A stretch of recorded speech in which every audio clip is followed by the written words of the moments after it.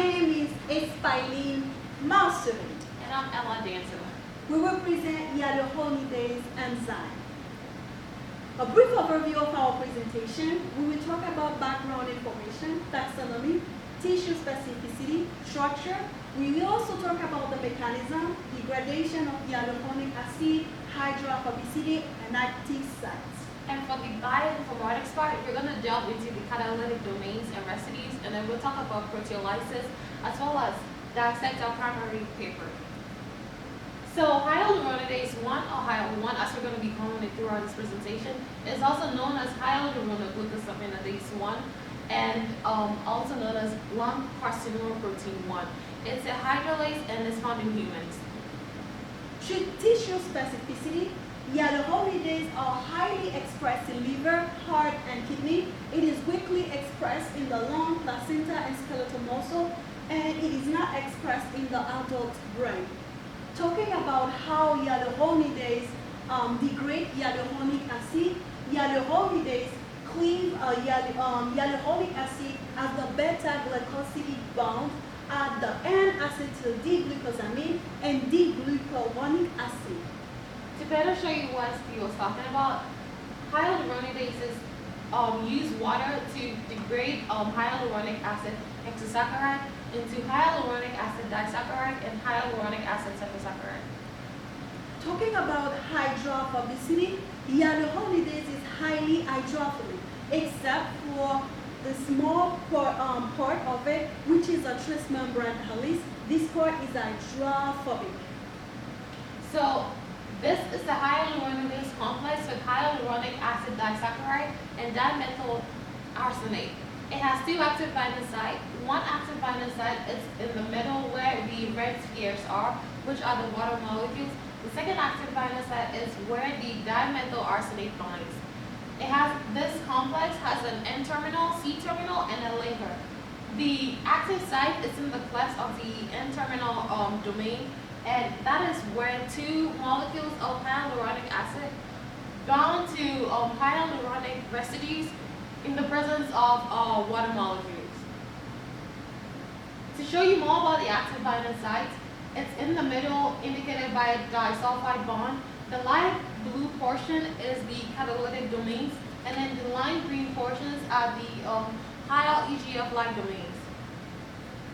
This is a 3D model of hyaluronidase bound to hyaluronic acid. We can see the hyaluronic acid is represented in pink, and it's using the stick and ball model. It is the hyaluronic acid is bound at the binding cleft, and then we can see the blue 131 residue. It is also shown by stick and ball model, and it is in red. The blue residue is the carbonyl of the acetyl amino group, and we can also see the C-terminal domain as well as the N and C-terminal. So hyaluronidase has a 435 amino acid sequence, and it has 7 isoforms, which are generated by alternative splicing. Only the isoform 1 is active, which is highly expressed in bladder and prostate cancer cells. The isoforms 2 to 7 are enzymatically inactive. In the hyaluronidase 1, mRNA isoform is not translated into protein, and it's only in the Hyal-1 that the intron 1 is retained within the exon 1, as indicated by the light purple or rectangular box on the top. This box represents the position of the catalytic residue of, for hyaluronidase 1, which is the human hyaluronidase, the one that we are presenting, and we compare them to hyaluronidase 2, hyaluronidase 3, and hyaluronidase 4. The catalytic residue of blue 113 is found on Hyal-1 at the position 131. For the position of the residue ASP111, it is found as the 129 position on Hyal-1, and tyrosine 184 is found at the 202 position on Hyal-1. Tyrosine 227 is found at the position 247. Family 3.301 is found at the position 321. And and then also we can see the position of the same catalytic residue for hyaluronidase 2, 3, and 4. So this is a structure-based sequence alignment of human hyaluronidases. The blue parts are the invariant residues, and then the red parts are the catalytic residues. The invariant residues are the residues that are needed for the structure and function of the protein, but cannot be replaced. The red parts, which I said are the catalytic residues, they're needed for the chemical reactions. The yellow parts are the cysteine residues, and then the turquoise parts there are the N-glycosylated asparagine residues. So, an unprocessed Hyal-1 usually has a higher molecular weight than the processed Hyal-1. After it undergoes endoproteolysis, 2 fragments are generated to produce 2 separate N-termini. The 22 amino acid fragment joins the part of the protein through the disulfide bond shown on the bottom here. Splice variant. We also found that splice variant for hyaluronidase 1 has the same characteristic for splice variant of hyaluronidase 3. We also discovered that as the tumor progressed, the splice variant also progressed. Here is a picture of variants 1, 2, 3, 4, and 5, and the red color indicates the part that are being deleted as the tumor progress. For splice variant 1, 2, 4, and 5, the EGF-like domain is still remaining in the splice variant, which means there is enzymatic activity. In splice variant 3, the EGF-like domain as well as part of the catalytic domain are being erased. Therefore, there is no enzymatic activity for splice variant 3.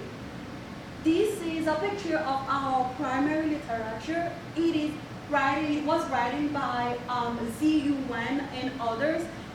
It is about the efficiency of the programmed DAP ligand cyanogen promoted by hyaluronidase for cancer immunotherapy. A brief summary of the article. The article was about to prove that hyaluronidase is very important for the degradation of hyaluronic acid, which is overabundant on the extracellular matrix of the tumor cell, and hyaluronidase have to degrade hyaluronic acid for the short airplane RNA programmed DAP ligand associated with nanoparticle, which is the vessel to deliver the gene therapy to the exact site, can reach the tumor cell. So usually an activated T cell produces perforin, granzyme, and granulysin, but in the presence of the tumor cell, the tumor cell camouflages and then inhibits the T cell from its activity. In order for the T cell to be reactivated, the anti-PD-1 PDLI pathway, along with the antibodies, decrease the size of the tumor cells. But before that, hyaluronidase degrades hyaluronic acid, which decreases the fluid pressure and relieves vascular compression to improve tumor permeability for nanomedicines to take place. And that's how the tumor cells are decreased. This is how this is the procedure a method that used for the experiment using a mouse. At first, we can see that the tumor cells were rich of hyaluronic acid, and then they provide hyaluronidase to the mouse used by intramural injection, and then the hyaluronidase acid, hyaluronic acid, was degraded, and then after hyaluronidase was injected, after 1 hour, the looking at the short helping RNA programming that ligand 1 associated with the NV, and then this finally be able to reach the tumor cell because the hyaluronidase before that, 1 hour before that, was able to degrade the hyaluronic acid, which was too abundant. Instead, for the gene deconsignments and T cell were activated, and on phenol we can see that the tumor shrank considerably and a powerful suppression of the tumor cells.